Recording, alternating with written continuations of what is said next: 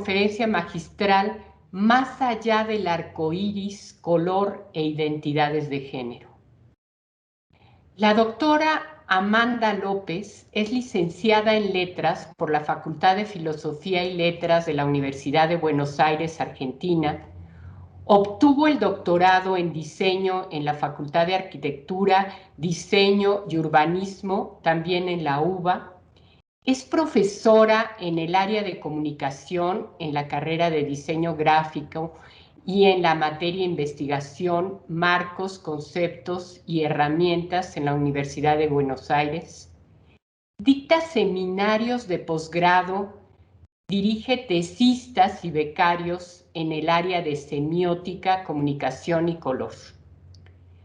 Codirige el programa de investigación Color y ha dirigido, junto con la doctora Georgina Ortiz, el proyecto interdisciplinario Retórica de la Violencia Gráfica Infantil.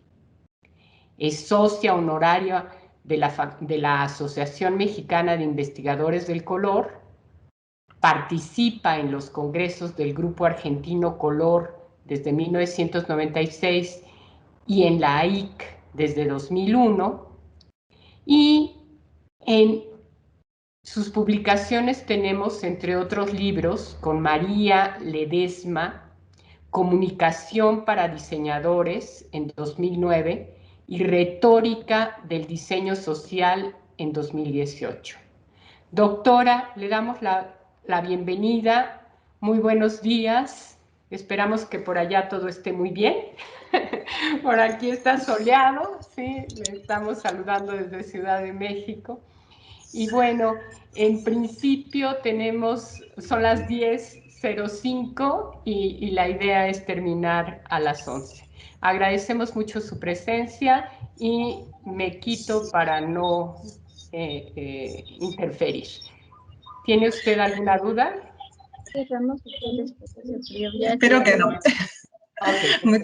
Muchísimas gracias por la bienvenida, por la invitación, por poder participar, aunque sea a distancia, y conocer a muchos de ustedes que con algunos, bueno, nos conocemos hace tiempo y otros son nuevos amigos, y esperamos seguir estrechando los lazos entre nuestras redes universitarias, y creo que han hecho un trabajo excelente y realmente agradecemos mucho el esfuerzo que han puesto para hacer en las condiciones que tenemos, seguir trabajando y poder ofrecernos tan lindas intervenciones durante todos estos días. Esperemos que, bueno, hoy se termine este congreso y con mucha felicidad estamos participando.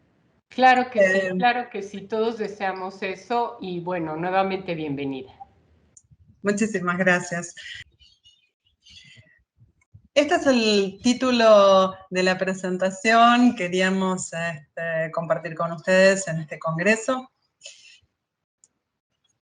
Parte de estas preocupaciones están volcadas en un artículo que realmente he participado en la revista de mi universidad, la revista digital de la Facultad de Arquitectura de la UBA, la Universidad de Buenos Aires, y fue interesante empezar a conocer este camino de las diversidades. En este caso, era por el aniversario de los 43 años de la creación de la bandera en junio de 1978, y en realidad no trabajé mucho el tema de los colores, y por eso me quedé con ganas de seguir investigando esta temática.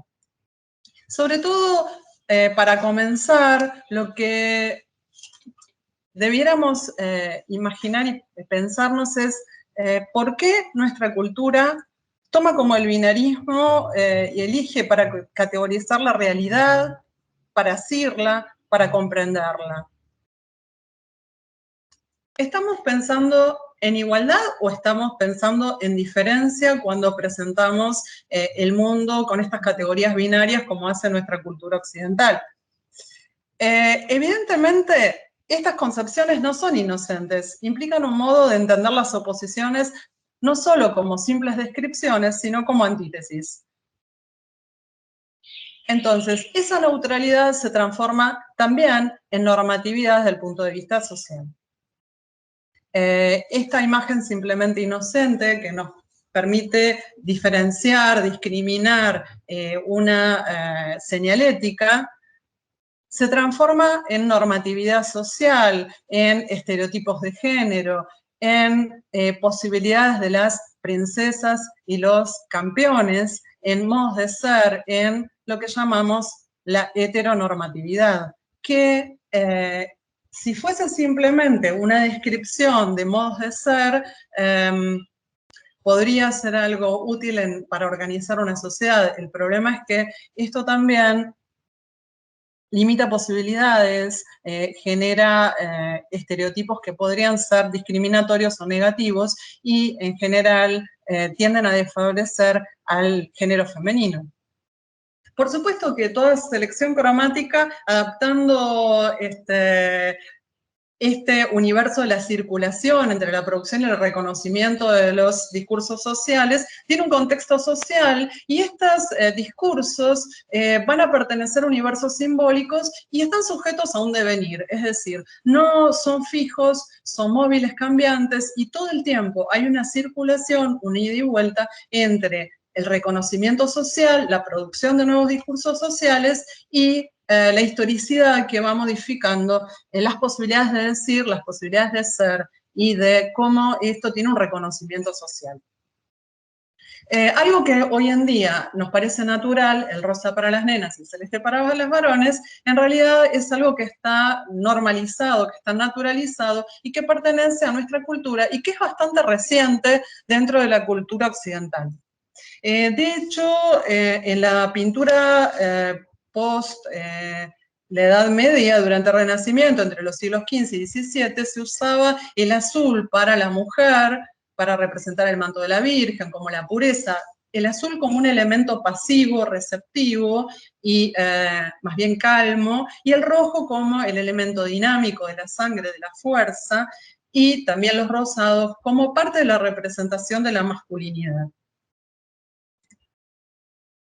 Por algún motivo que se desconoce, pero parece que una de las hipótesis más fuertes es que fue el marketing el que nos llevó a asociar a partir de la década de los 40 del siglo pasado, reciente, es muy reciente, no hay ni 100 años en esta tradición, que el rosa sea de las nenas y el azul para los varones. Antes que esto, la ropa para bebés era blanca porque tenía que ver con la limpieza, con la facilidad de usar blanqueadores y también con no usar tintes que pudieran ser más nocivos para los bebés. Uno de los motivos que se supone, también es una hipótesis, es que durante la Guerra Mundial se usaba un triángulo rosa en los campos de concentración para identificar homosexuales. Entonces, el rosa quedó asociado a algo que no era masculino. Entonces, bueno, de hecho, en la década de los 80, cuando irrumpe el SIDA, como se estigmatizaba a los grupos homosexuales como la peste rosa. O sea, fue algo que quedó en nuestra cultura como estigmatizante respecto de la homosexualidad. Y por otro lado, algo que esto como elemento negativo, como elemento positivo, quedó en el imaginario como una especie de influencer, la esposa de Eisenhower, en ese momento primera dama de Estados Unidos, luego de la pacificación, del final de la Segunda Guerra Mundial, apareció con este vestido rosa que tenía que ver con la paz, la armonía, lo maternal y un periodo mucho más amable. Y eso quedó como un elemento positivo y asociado a la feminidad. Si ustedes quieren consultar la Biblia del significado de los colores, sobre todo en nuestra lengua, yo me remito siempre a los trabajos de la doctora Georgina Ortiz por la cantidad de datos que tiene, por la seriedad, por la metodología que usa para obtener esos datos. Y en la década de los 90, y este libro tiene muchas reediciones, el significado de los colores, voy a citar solamente un aspecto que es donde une muchas conclusiones de muchos trabajos. Y como significados de alta permanencia aparece el rosa como lo femenino y el azul como lo masculino. Tenemos que tener en cuenta que estos estudios están hechos, la doctora Georgina Ortiz trabaja a partir de la década, después de la década de los 60 con estos significados de color, por lo tanto no pudo haber registrado otro tipo de estereotipos generados previamente. O sea que tiene sentido que hace unos cuantos años estos elementos asociados a los colores, estas identidades asociadas a los colores, están bastante estables. Sin embargo, hay muchos ejemplos y uno es la propia arquitectura de nuestra ciudad de Buenos Aires, y algunos han venido y conocen, y si no, bueno, les invitamos un poco para que vean algo de la ciudad. Esta es la Casa Rosada, es la Casa de Gobierno. La Casa de Gobierno, nuestra Casa de Gobierno es rosada, y fue creada por el presidente Sarmiento en el siglo XIX, en un momento de unificación nacional, en donde después de una guerra civil entre dos bandos enfrentados, los unitarios y los federales, logran pacificar el país, generando este edificio monumental símbolo de un gobierno unificado. Una de las hipótesis es que tomando el blanco y el rojo de unitarios y federales, se crea esta unificación nacional a partir de una identidad simbólica. Sin embargo, hay elementos mucho más prosaicos que tienen que ver con las condiciones de producción, que dicen que, como la pintura en la cal era blanca, se usaba sangre bovina para generar este rosa, que era muy usado en la época, y bueno, generar un edificio que tuviera algo más de interés en cuanto al paisaje, y que se diferenciara de otros edificios blancos. Entonces, bueno, también había condiciones prácticas que hicieron a que este edificio se siguiera viendo rosado. Sin embargo, no tiene nada que ver con la feminidad en un momento en que la mujer no tenía ni siquiera acceso al campo político, no votaba y menos iba a tener cargos públicos. Sin embargo, hoy en día puede ser leído de otra manera. De hecho, mi hijo más chico, cuando la primera vez que vio este edificio y le dijimos de qué se trataba, en ese momento había una presidenta del gobierno y dijo, ah, bueno, Cristina lo hizo pintar de ese color porque le gustaba el rosa. Y realmente nos llamó mucho la atención el comentario, porque es una lectura totalmente anacrónica de un hecho cultural que tiene otros elementos de producción. Finalmente, son las lecturas las que le dan sentido a los discursos sociales, y un edificio lo es. Así que, bueno, lo tomamos también como uno de los sentidos. Estos estereotipos de género van modelando lo que nos llamamos la heteronormatividad, es decir, no solamente nos identificamos, sino que por el hecho de tener determinado sexo biológico, estamos limitados a una mitad de las actividades, a una mitad de la identidad. Y esto puede ser un hecho muy violento para algunas personas. Y esto es realmente lo que está conformando lo negativo de estas identidades. Entonces, rosa y celeste, ¿simplemente diferencian o también discriminan? Y la discriminación puede ser algo negativo y violento. Y ese negativo y violento está volcado hacia el sector de estos dos polos, que es el más débil, que es el que más vulnerable, ¿no? Entonces, un hombre puede ser acusado de parecer una mujer en relación con sus actitudes o el color rosado, todas estas cuestiones. También citando estudios, bueno, tienen que ver con Europa, 2000 alemanes han, según Eva Heller, han contestado estos cuestionarios. Fíjense cómo la discriminación negativa está tan asentada que los colores más apreciados, el que está en el tope del ranking es el azul. Quiere decir que las mujeres también aprecian mucho el azul. Es uno de los colores que más gusta, y esto se sabe.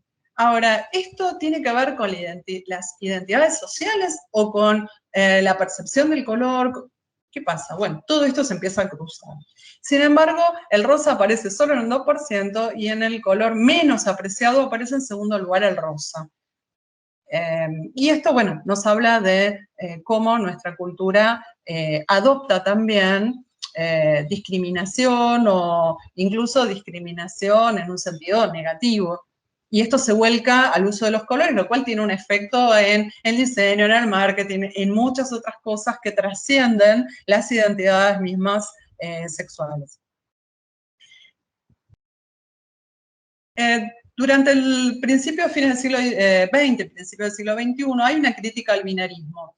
Es decir, ¿sigue siendo funcional a nuestra cultura? Por supuesto que el binarismo tiene una raíz que excede lo social, o sea, hay una dimensión política en todas estas cuestiones porque evidentemente hay un sistema de dominación, el patriarcado, que es lo que está de alguna manera funcionando para en esta división hacer una discriminación de tipo negativo, desfavorable hacia un grupo, que son las mujeres. Entonces, de alguna manera, explotar esta división podría ser enriquecedora o útil a ambos grupos, seguramente. ¿Cómo abrir estas puertas? ¿Cuáles serían los colores? ¿Cómo serían las maneras para salir de esta falsa dualidad? ¿No es cierto? Todos sabemos que las dualidades siempre son falsas, que siempre hay espectros, que siempre hay algo más que estas divisiones. Dentro del sistema sexual binario, cuando hablamos de identidades, las mismas identidades se plantean inclusive múltiples. ¿Por qué? Porque toda identidad abarca siempre 4 dimensiones. Por un lado está el sexo biológico, la identidad que tiene que ver con algo más bien internalizado, cómo se expresa esa identidad, es decir, cómo hacia afuera es percibida, es decir, la imagen, y por otro lado, también esta orientación que hace al deseo que empieza a generar diversidades, es decir, siempre la diversidad estuvo presente, el problema es cómo se visibiliza o se invisibiliza con el riesgo de hacer una discriminación violenta respecto de los grupos que no tienen una expresión. Tomando las nociones de identidad en un sentido amplio, esto está tomado de Norberto Chávez, ¿cómo podemos superponer de alguna manera este cuadro de las identidades de género y sexuales respecto del concepto mismo de identidad? Tenemos también 4 dimensiones y este cuadrante habla de aspectos subjetivos y de aspectos que somos bien objetivos. La identidad, cómo me concibo, cómo me pienso, cómo me entiendo a mí mismo. La imagen, cómo me ven los demás, cómo me expreso, es la expresión. La realidad, que tiene que ver más con lo biológico. La comunicación de esto serían factores que permiten generar una idea de identidad. Superponiendo estas dos cuestiones, me permito la licencia de generar esta clasificación, este gráfico para comprender qué es lo que sucedió en la creación de la bandera arcoíris. La necesidad objetiva de comunicar, de cohesionar, de agrupar una cantidad de gente que estaba dispersa, pero que tenía algo en común. Entonces, una bandera es un símbolo que unifica, que agrupa, detrás del cual nos animamos a ir a la guerra, nos animamos a alentar a nuestro equipo de fútbol, nos alentamos a nuestra nacionalidad. Eso es lo que permite la bandera como símbolo. Por otro lado, bueno, la realidad a la cual alude, que es la necesidad de generar activismo. El género disidente reclamando derechos, es en la década de los 70, en donde empieza a haber una cantidad de activismo, sobre todo en Estados Unidos, haciendo visible la opresión de estos grupos y la necesidad de generar derechos. Hay necesidades, hay derechos. Derechos que están reclamando a la sociedad. Por otro lado, bueno, ¿cómo era la imagen de estos grupos? O sea, ¿cómo se mostraba? Bueno, la marginalidad, el prejuicio social, lo anómalo, incluso lo anormal, ¿no? De hecho, recién en 1978 se empieza a no pensar como enfermedad psiquiátrica en los manuales de psiquiatría la homosexualidad, lo cual hoy nos parece una cosa rarísima, pero no hace tanto tiempo que esos prejuicios sociales se han derribado, que incluso habían irradiado al mundo de la ciencia, o desde el mundo de la ciencia, porque en realidad somos todos unos. Y en ese momento la identidad era de lesbianas, gays, bisexuales, trans. Esto después va a multiplicarse. Estamos hablando en el momento de la creación de la bandera.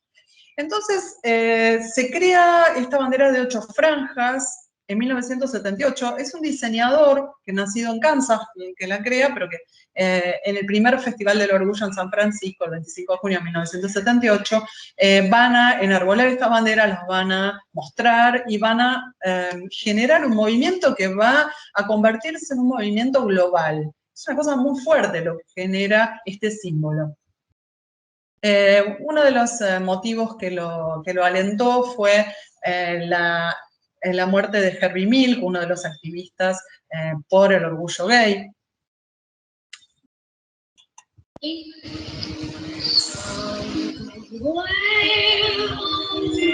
Esto es lo que dijo Baker, que se había inspirado en Over the Rainbow, de Judy Garland. Y acá tenemos los 8 colores con sus 8 significados: sexualidad, vida, salud, la luz del sol, la naturaleza, la magia, el arte, la serenidad y el espíritu.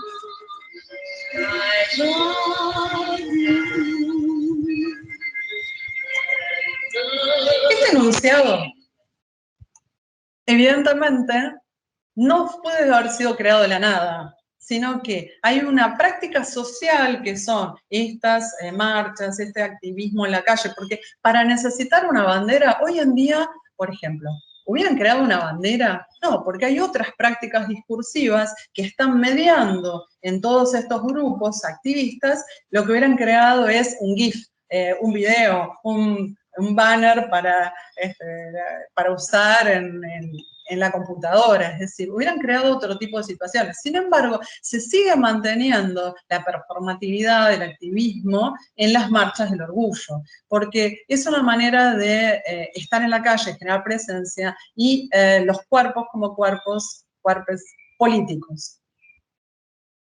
Esas prácticas discursivas, entonces, crean enunciados a partir de prácticas sociales. Esto es interesante pensar porque para entender la dinámica de estos procesos, también volvemos desde lo interior hacia el exterior y viceversa. Las que tenemos arriba son las marchas del orgullo en México este año, como podemos ver los barbijos. Bueno, evidentemente el uso se ha extendido, es internacional, y además empieza a generar diferentes tipos de aplicaciones, por ejemplo, bueno, alas de mariposa. Acá se puede ver el centro de la ciudad de Buenos Aires, y esto es de Córdoba. Estas fotos son retratos de Alejandro Rosso, un fotógrafo argentino, bueno, muy, muy interesante, que siempre retrata estas marchas y, bueno, tiene galerías de imágenes. Fíjense cómo en los textiles, diferentes tipos de banderas, o sea, hay una cantidad de aplicaciones que empieza a tener este símbolo, empieza a generar todo un merchandising impresionante, o sea, con aplicaciones diferentes de pulseras, de todo tipo de símbolos, que hacen que el símbolo empiece a generar estabilidad, reconocimiento y también una gran estandarización. Esto nos lleva a pensar que este enunciado no es un enunciado aislado, sino que para que funcione socialmente es una especie de red, y en esta red cae este enunciado como un eslabón en una cadena. Tenemos que imaginarnos una especie de red, y un enunciado es un eslabón en una cadena de enunciados. Eso decía Mikhail Bakhtin ya hace mucho tiempo, donde plantea la noción de polifonía, es decir, en cada enunciado hay muchas voces, y nadie es el Adán, el primero que habla, el primero que genera un enunciado, sino que nosotros somos hablados por otros, y otros van a hablar desde nuestras producciones. Entonces se genera, a partir de esto, una cantidad de estudios dentro de los discursos, dentro de lo que es la semiótica discursiva, sobre la intertextualidad, la interdiscursividad, y actualmente sobre la intericonicidad, es decir, cómo los iconos se van como reelaborando y copiando, y si pensamos, la posmodernidad justamente es una época en donde todos los discursos hablan de otros discursos y prácticamente hay una recursividad completa en la comunicación. Y esto es lo que está sucediendo, por ejemplo, en este tipo de manifestaciones, en donde la bandera empieza a aparecer en diferentes,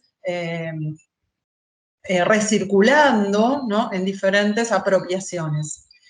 Este tipo de apropiaciones pueden ser simplemente una alusión, una cita, una copia o directamente un plagio.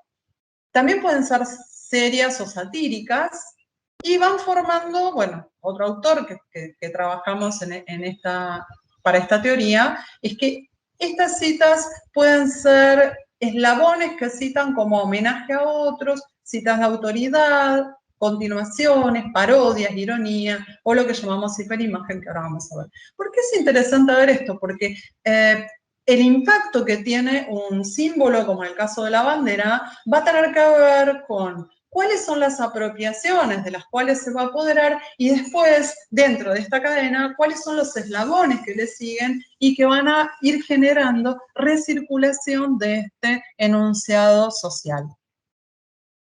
Algo en relación con estas cadenas de enunciados es la bandera del Cusco. La bandera del Cusco, hay toda una polémica respecto de esto porque es una bandera que empezó a ser usada por las comunidades andinas, pero generó desagrado en este grupo social cuando se dieron cuenta de que la bandera LGBT es reconocida en todo el mundo. Entonces, cuando van extranjeros al Cusco y ven sus banderas, dicen, ah, bueno, esta es una ciudad gay.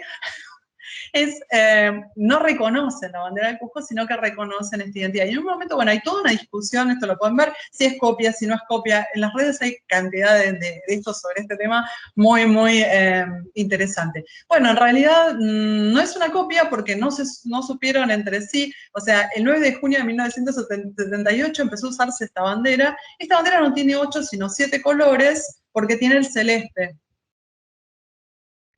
y no tiene el rosa. Y no tiene el anil. O sea, en realidad estos son 7 nada más. Y bueno, prácticamente fíjense cómo el hecho de que la bandera LGBTQ, etcétera, más plus, creciera y fuera un símbolo internacional, global, hace que esta bandera empiece a reducirse dentro de esta trama de discursos. Bueno, si es plagio, si es copia, no se sabe. Sin embargo, lo que dicen los activistas gays es que ellos lo que toman es la bandera de la paz y que en realidad esta bandera había sido usada en la década de los 70 como símbolo de unidad internacional del planeta. Entonces también esta idea de lo global, de lo planetario, de la paz mundial, aparece como también ligada al orgullo. Y hoy en día ambas quedaron fusionadas en muchas de las aplicaciones, como vemos la de abajo, en donde, bueno, el arco iris más la idea de paz, la idea de convivencia, ¿no? De convivencia de opuestos, ni cosidos, ni dominados, ni superpuestos, sino armoniosamente ubicados estos colores en convivencia. Esta idea de esperanza, amor, cooperación, aparece, por ejemplo, en los dibujos infantiles. Esto es algo que también está presente en la cultura, es decir, están latentes todos estos significados y estos significados van a ser apropiados de manera diversa según el contexto, según la situación. Entonces, ahí la práctica social es la que va a definir cuál es el significado del arco iris. En este caso, podemos pensar que estos enunciados también forman parte, son eslabones de esa cadena, no son cosas aisladas. De hecho, cuando pensamos, por ejemplo, en este personaje es inocente, es un personaje que, bueno, hoy en día piensan que Nickelodeon lo creó como un personaje gay, no se sabe muy bien la voz y demás, pero es un personaje que tiene que ver con la paz, con la inocencia, pero también puede tener esta otra connotación. Es decir, los significados no se aplastan, los significados están todos latentes y van a tener diferentes emergentes según la situación y según los usuarios, según las lecturas, se van a activar diferentes significaciones, un poco como, bueno, la situación real, el contexto de lectura. De hecho, cuando vemos este tipo de representaciones que son como citas irónicas o paródicas o lúdicas de el arco iris, están latentes las dos significaciones. Ahí depende del contexto, depende de si lo usamos, estos globos los usamos en una fiesta gay, bueno, van a tener un significado, y en otro contexto, se lo regalamos a un niño, tiene otro significado. Ahí, sin embargo, bueno, la unión de, por ejemplo, de los Simpsons, cómo los Simpsons, bueno, se han apropiado también de estos símbolos, de todos los símbolos culturales, pero también de estos, bueno, genera algún tipo de parodia, ironía o lecturas adicionales a estos símbolos. Si bien no está expresado explícitamente, el hecho de que se tome el arco iris, hay una alusión, si se quiere lejana, pero sí hay una alusión a cuestiones bíblicas que están en nuestra cultura y que pueden ser activadas por alguno de los lectores.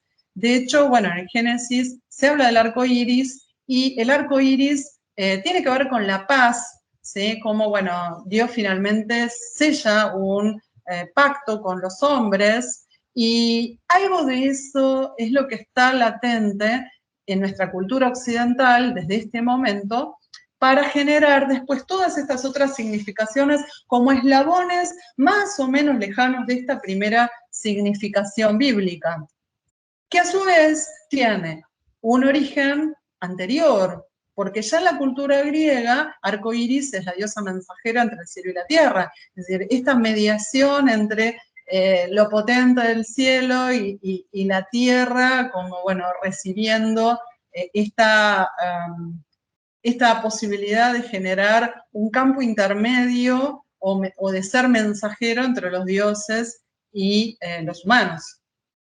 Está representada por, bueno, estas ninfas aladas y por estos colores.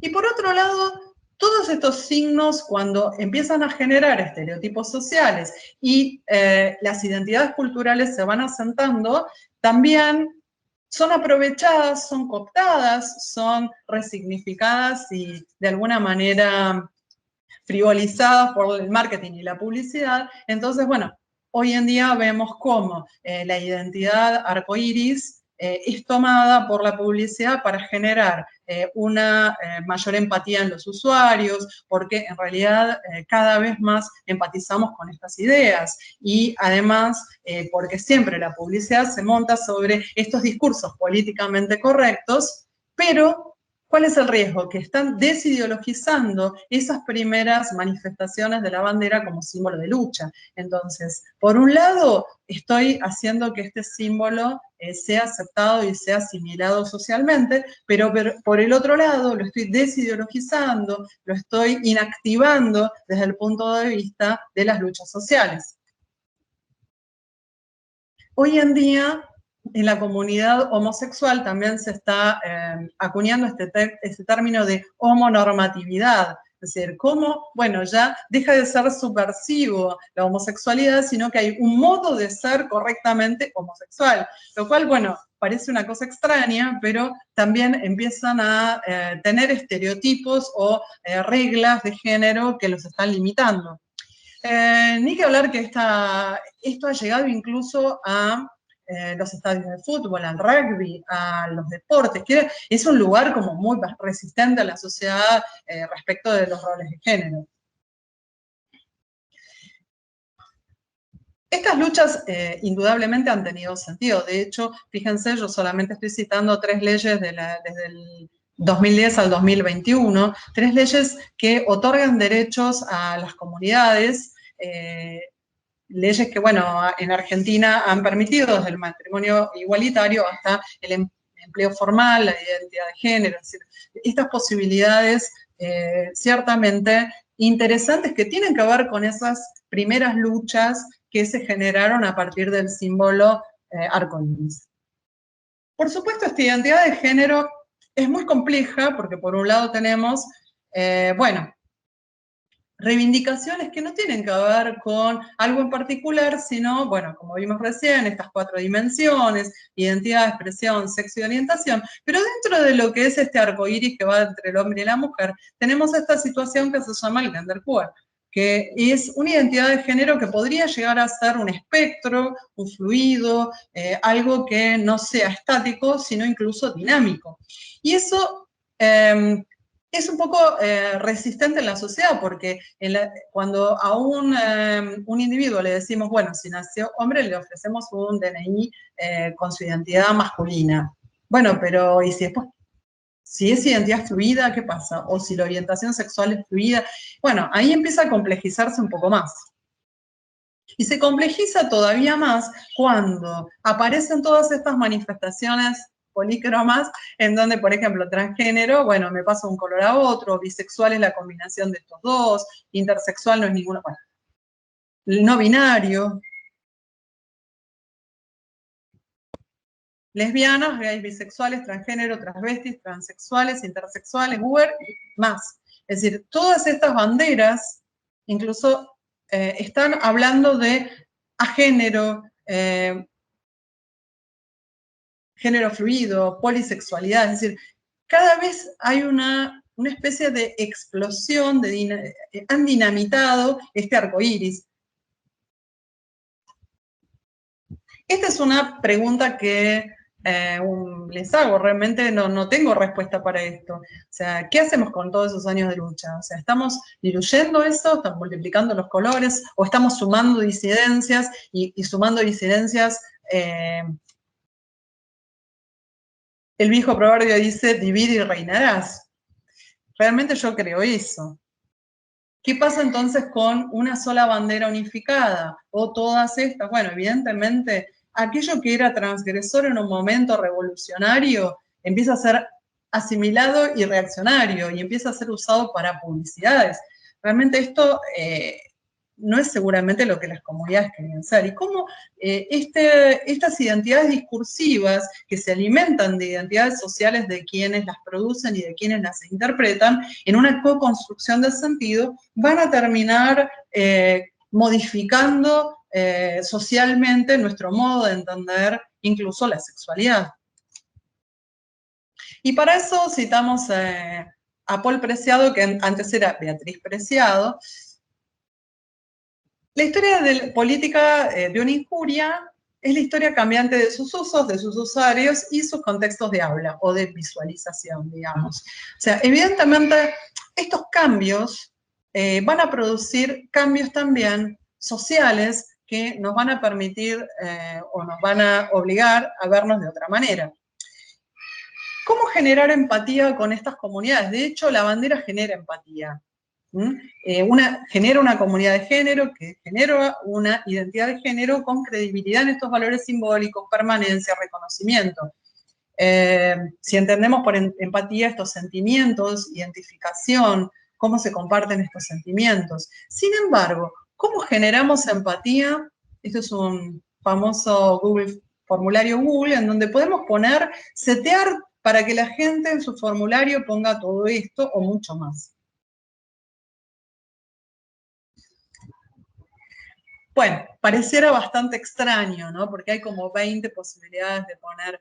Y después, por otro lado, empezamos a pensar, realmente, salir del binarismo es generar una clasificación de más de 20 posibilidades. ¿Tiene sentido? ¿Y para quién tiene sentido? Esta es la bandera sexual. ¿Para quién tiene sentido políticamente, socialmente, contabilizar cuál es la conducta sexual o la identidad sexual o las preferencias sexuales de determinado grupo social? Yo particularmente en muchos formularios Google pongo otro. Y no por nada, sino porque realmente si me van a preguntar cosas que no tienen nada que ver, salvo que uno tenga que ir al médico o alguna cosa por el estilo, si no tiene nada que ver, ¿qué sentido tiene? Es como si realmente es violento, es tanto como si me preguntaran el color de mi piel o la raza, un concepto que también está destruido, ¿no? Realmente, ¿tiene sentido que cataloguemos de esta manera? De hecho, esto es un grupo, unos influencers que han tenido un bebé hace poco y eligieron no ponerle sexo en la partida de nacimiento, no poner género ni masculino, ni femenino, ni otro, y directamente dejar que el niño o niña decida. Hace unos meses en Argentina se permite poner una X cuando no queremos asignar sexo. Sí, femenino, masculino, X.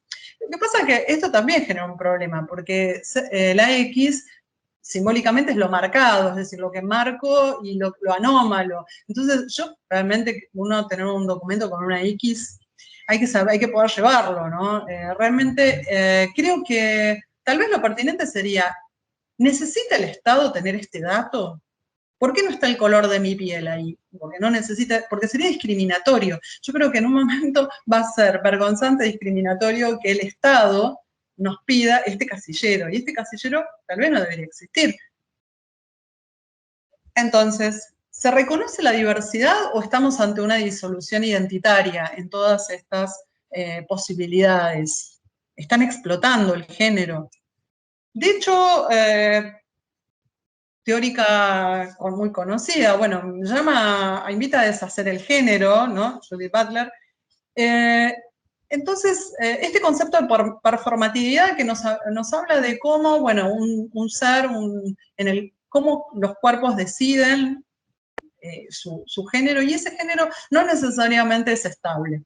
No se nace para ser rosado o celeste, sino que también puedo sentirme naranja o amarillo. Y se abre entonces un campo de posibilidades infinito. Y no necesariamente, digamos, la decisión política de registrarlo o no registrarlo va a tener que ver con cómo el contexto social, cómo estas prácticas sociales van a definir los géneros. Evidentemente, cuando vemos este tipo de manifestaciones, estamos pensando más en apropiaciones lúdicas, en apropiaciones inocentes, es decir, este sentido de la lucha que tenía la comunidad, el símbolo, prácticamente hoy se ha perdido. Muy pocos lo reivindican. Y esto termina siendo peligroso al interior de las propias comunidades. Entonces, mi pregunta final, que no tengo respuesta para esto, es si en este momento estamos asistiendo no solo al final del binarismo, que es algo que, bueno, Rita Segato en Argentina, o Judith Butler, o sea, todos los seguidores justamente de militantes están planteando, sino si estamos asistiendo al fin de la categoría misma de género. Por eso, podemos pensar que hay algo más allá del arco iris, de esta multiplicación. Y más allá del arco iris, cuando estaba pensando en estas cosas, me dije a mí misma, ¿cuál sería el color de ese más allá del arco iris? Y más allá del arco iris, tal vez sea volver al origen que generó esta pérdida de la unidad, ¿no es cierto? Empezamos siendo un solo género, decían el andrógino, para los griegos era uno solo. Y ese uno solo después se divide, y esa división genera justamente el deseo, la falta, ¿sí? Lo que no tenemos, lo que necesitamos, y tal vez sea volver al blanco, volver a unir todas estas luces y generar una identidad luminosa, una identidad donde todos digamos en el documento que somos de la especie humana y que con eso baste, porque tal vez en el futuro eso sea un dato relevante, ¿sí? Para tener en cuenta. Esto es simplemente una inquietud, es casi como pensar qué puede pasar a futuro, un juego que les dejo como reflexión. Esta es la bibliografía con la que estuve trabajando.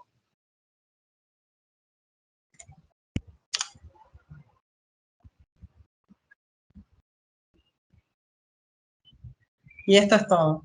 Así que si quieren conversamos, creo que tenemos unos minutitos. aprovecharlos.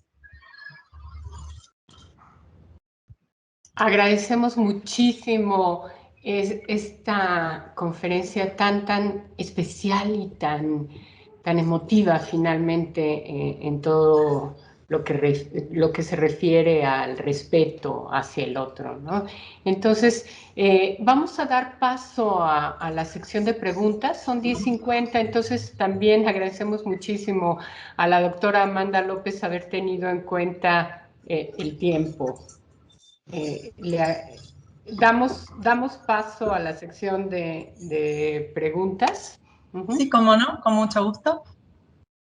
No sé cómo quieran emitir sus preguntas. Tengo aquí abierto el chat y más que preguntas hay comentarios en relación a genial. Todas las ideologías son tóxicas, interesante, muy interesante, eso sería muy bello, me agrada mucho esta reflexión. No sé si excelente ponencia, etcétera, estamos viendo aquí. Yo estoy viendo el chat también, gracias. Ok. No sé si hay alguna pregunta explícita que nos quisieran hacer y si, pues muchísimas gracias. A mí no sabes cómo me pareció realmente Me quedé pensando en uno de los comentarios de que todas las identidades son tóxicas y en realidad es la primera vez que a partir de ese artículo que les comenté que empecé a pensar y a hablar sobre las identidades de género, que es un tema que socialmente está con mucha efervescencia, y sobre todo los que trabajamos con estudiantes que están en edad de que estas cuestiones están a flor de piel.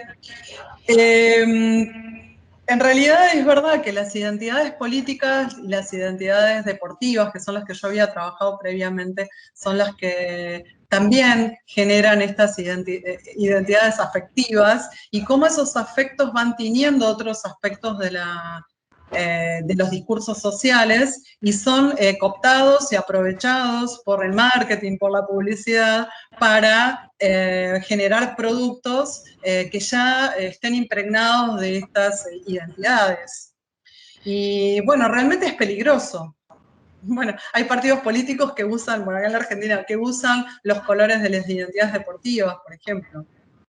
Y de alguna manera, bueno, están usando identidades que tienen, nadie da la vida por una marca, pero sí por los colores de su camiseta de fútbol, los que son fanáticos. De hecho, el fanatismo está generado por este tipo de identidades que trascienden lo comercial y el marketing y que son aprovechados. Ahora, también es cierto, y que son tóxicas, es verdad, porque no permiten la reflexión, es decir, de alguna manera inundan el pensamiento y generan un bloqueo a partir de la emocionalidad y de la pasión.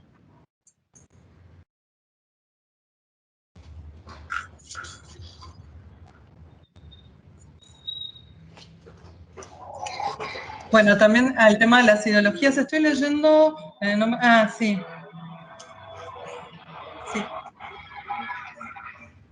Sí, cómo las ideologías de alguna manera van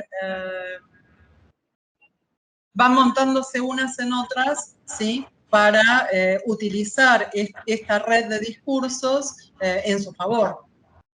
Y siempre hay intereses por detrás de los discursos. Y cómo estas entidades que empiezan siendo entidades que son revolucionarias, terminan cooptadas dentro de un sistema que lava esas identidades, esa dimensión política que tienen para terminar asimilándolas dentro del sistema capitalista, del sistema que va a normativizar eso y convertirlo en un producto finalmente.